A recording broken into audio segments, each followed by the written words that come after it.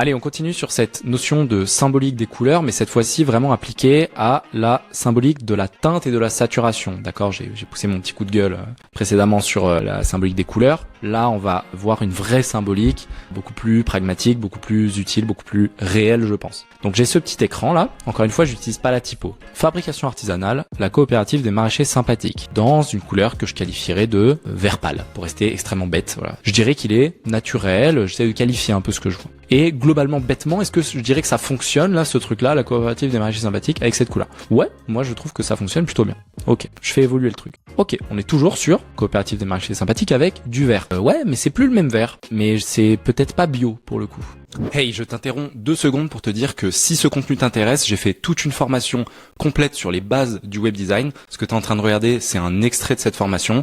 Elle dure environ 4 heures. Je te mets le lien juste en dessous. Hésite pas, si ça t'intéresse, à aller checker. Et on reprend tout de suite. Là, c'était bio, d'accord? C'était vraiment du terroir. Là, je suis pas sûr que ce soit bio. Oula, là, ça devient carrément autre chose même. C'est une app. En fait, c'est une app pour un truc digital. Pourquoi c'est écrit maraîcher? Fabrication artisanale. En quoi cette couleur est artisanale? Elle fait complètement vraiment ultra moderne, ultra numérique, etc. C'est bizarre. Je reviens à la base. J'ai l'impression que carrément c'est gris tellement je me suis habitué à la couleur fluo.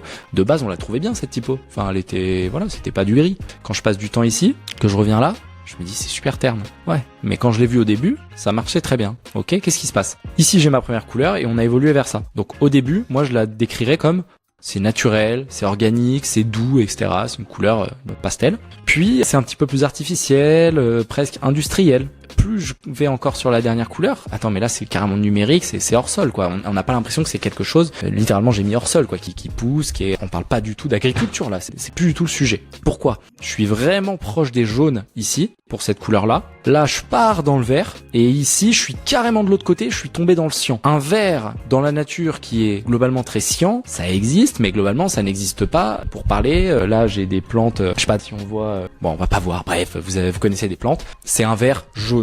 Donc, quand je fais un vert bleu comme ça, pas du tout naturel, je peux pas parler d'un projet qui parle d'un truc, petite alimentation bio, des maraîchers bio, du village bio, des copains bio.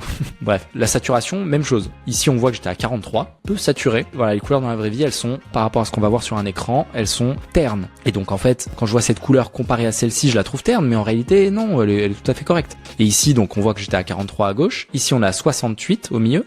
Et à droite, on est à 100. Saturé à fond les ballons. Donc, on passe d'un truc naturel